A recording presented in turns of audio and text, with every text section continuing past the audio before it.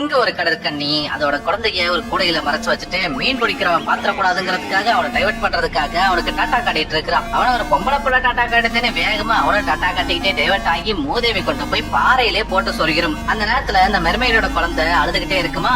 அப்போ ஒரு குழந்தை இல்லாத கப்பல் குழந்தையோட சவுண்ட கேட்டு மெர்மெய்டோட குழந்தையை காப்பாத்தி இது கடவுள் கொடுத்த குழந்தை, இதை நம்மளே வச்சுக்கலான்னு அதுக்கு கர்ணன்னு பேர் வச்சு ஆசையா வளர்க்குறாங்க. போட்டு டைவர்ட் பண்ணிட்டு வந்த கடற்கண்ணி குழந்தைய தேடுனா குழந்தைய காணும். கடற்கண்ணி அழுதுட்டே அங்க இருந்து போயிருவாங்க. அடுத்து கர்ணனுக்கு 13 வயசு ஆகுது. எவ்வளவு தண்ணி குடிச்சாலும் அவனோட தாகம் மட்டும் அடங்கவே மாட்டேங்குது. அது மட்டும் இல்ல அவனோட கையில இருந்து எலக்ட்ரிக் கரண்ட்ஸ் எல்லாம் வேற பாஸ் ஆயிட்டு இருக்குது. இப்படி இருக்கும்போது ஒரு நாள் கர்ணனோட ஃப்ரெண்டு கர்ணனோட கையில மீன் செதில் வளர்ந்துருக்கிறத பார்த்துட்டு, என்னடா ஏதோ மீன் செதில் வளர்ந்துட்டு இருக்குது, என்னடா விஷயம் கேட்க கர்ணனு பயந்து போய் வேகமா வீட்டுக்கு ஓடியாந்து கைய கழுவுறான். ஆனாலும் அந்த செதில் போக மாட்டேங்குது. கன்ஃபியூஸ் ஆனவன் என்ன பண்றதுனே தெரியாம தூங்குறதுக்கு முன்னாடி தண்ணிய குடிக்கிறான். பட் வாட்டர் பாட்டில் அவனோட கையிலே ஒட்டிக்குது. அதை கஷ்டப்பட்டு எடுத்தா சவத்துல திரும்ப கை ஒட்டிக்கும். ஆனா என்னடா இப்படி கொடூரமா நடந்துகிட்டு இருக்குன்னு பதறி போனவன் அம்மா அப்பான்னு கத்தி கதறான். பதறி போன பேரண்ட்ஸும் என்னடான்னு போய் பாக்குறாங்க.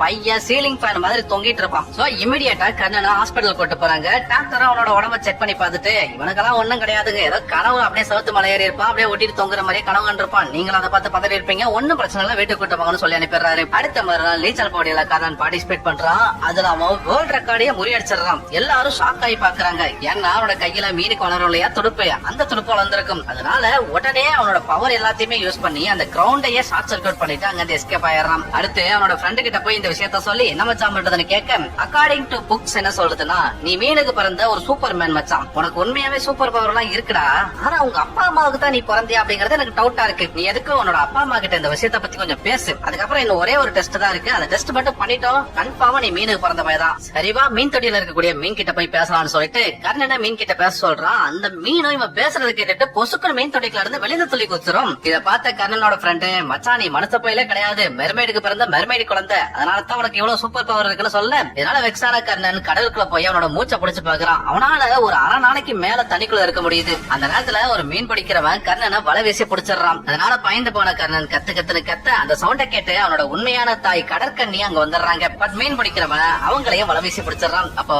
கர்ணனோட ஃப்ரெண்ட் இருக்கிறான் இல்லையா, அவன் தான் கடலுக்குள்ள குதிச்சு கர்ணனோட அம்மாவையே காப்பாத்துறான். ஒரு வழியா கர்ணனோட அம்மாவும் கர்ணனோட ஃப்ரெண்டும் சேர்ந்து கர்ணனை காப்பாத்தி கரைக்கு கூட்டு வந்துடுறாங்க. கரையில கர்ணனோட வளர்ப்பு தாய் தந்தை இங்க வந்து, நீ எங்களுக்கு கடல்ல தான் கிடைச்சடா கர்ணா, நாங்க உன்னோட உண்மையான அம்மா அப்பா கிடையாது, உன்னோட உண்மையான அம்மா அப்பாவை நாங்க பார்த்ததும் கிடையாதுன்னு சொல்லி வருத்தப்படுறாங்க. சோ கர்ணனுக்கு அவனோட ஒரிஜினல் அம்மா கடற்கரையில் தெரிஞ்சதுக்கு அப்புறமா அவங்க கூடயே அவனை அனுப்பி வச்சிடறாங்க. அவனு டாட்டா பாய் பாய் சொல்லிட்டு கடலுக்குள்ள போறான். படம் முடியுது.